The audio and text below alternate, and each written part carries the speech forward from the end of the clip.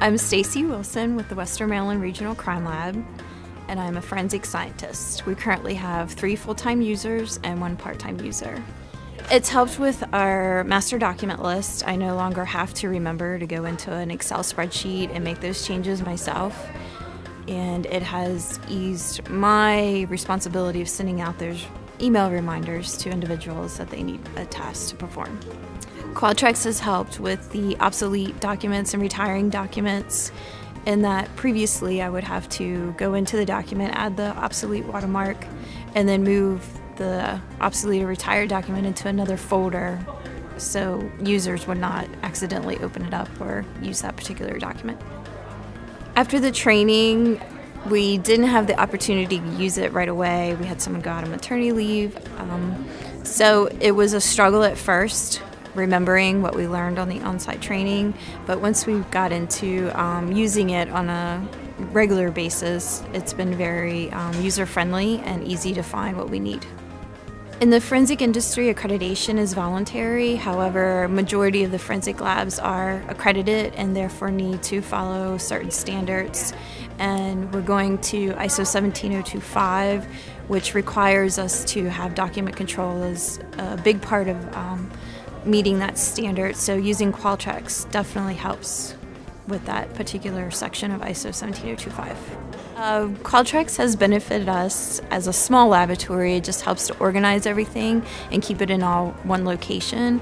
Therefore, I don't have to remember to throw out a retired copy, a paper copy. We have access to the Qualtrax in each section of our laboratory. Therefore, the documents are always available and the most recent document is available. We're a laboratory of 3 people, so the entire department itself has benefited from the use of Qualtrax. It allows us to ensure we're using the most current revision of our documents.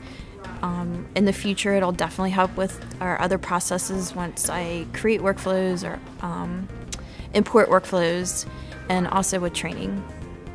We perform an internal audit each year, and then we're also have a brief surveillance visit from our accrediting body, which is the American Society of Crime Laboratory Directors Laboratory Accreditation Board.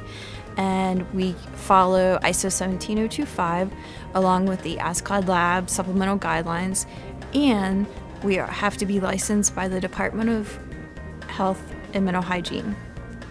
I occasionally forget about the word search. However, one day my director and I were discussing a particular standard or section of a requirement we needed to meet, and I could not remember exactly where or which document that was located. So I was able to easily search. We need to know examination dates. So I was able to easily search that and find the document, and then also the standard and what we needed to do to meet that requirement. The on-site training was very useful, and it helped provide us what we needed to do and what aspects we needed to work on. And then also support's been great. I mostly use the email function for support, where I can easily send off a quick email asking for help or assistance in a particular area, and I will receive a response back at least within 4 to 8 hours. Sometimes it's hard because I work early hours and then getting a response when I'm still physically in the building.